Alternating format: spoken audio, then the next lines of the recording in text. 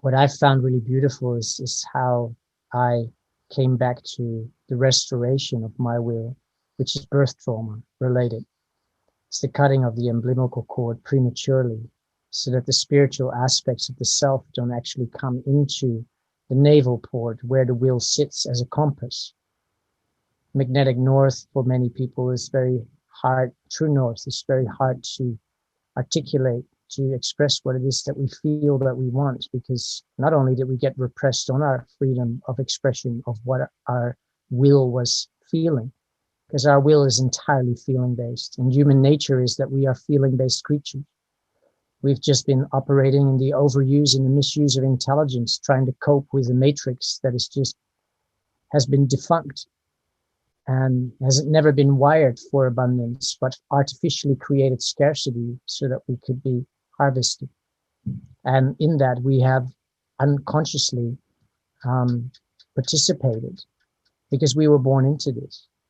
And so it's now the time, with everything that is being exposed and everything that we become aware of, to recognize that anything that is entropic, scarcity based, fear based, domination based, lack based, control based, all the frequencies of thoughts that may occur still in your mind, they're all part of that slave based mentality, because fighting and resisting that which we have anger towards is totally misinterpreting the function of the anger. What really happened is that we disassociated when we were very young. And the messengers of our anger are actually the parts of self that want to be remembered. And so, as we let go of these old belief systems, it may be really beneficial to also ensure that whoever is still entertaining that part of the story, that becomes reintegrated.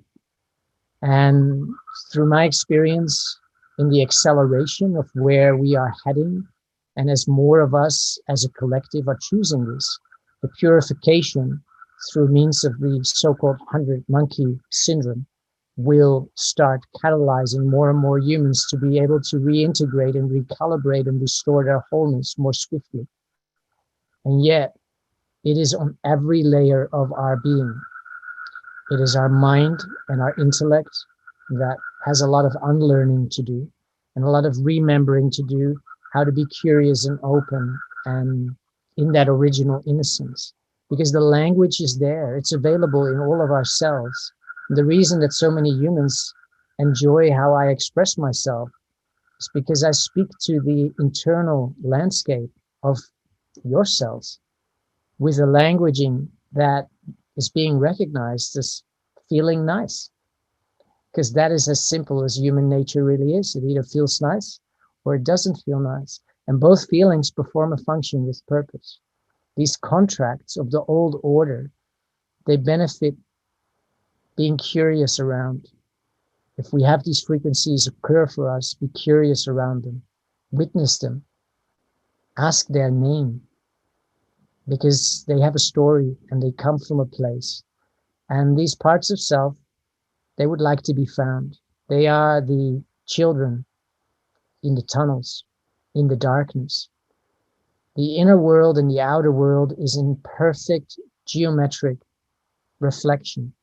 And so as the stories of the children in the tunnels are becoming more apparent for so many people, and that the child sex trafficking is ongoing and a sickness on this planet, what those children represent is all the abandoned, neglected, unheard, unseen children within that got left behind.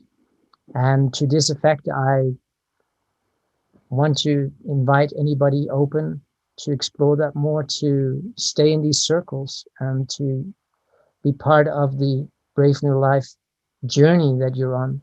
Because the only way that the true transformation into the practicality of our daily experience becoming effortless is because of our social ecology as human beings. We benefit relating, feeling-based relating, to keep our internal soil composting anything that is still there that wants to come up and these little bits of rubbish that we find in the soil and an old steel something that has been stuck there for a long time.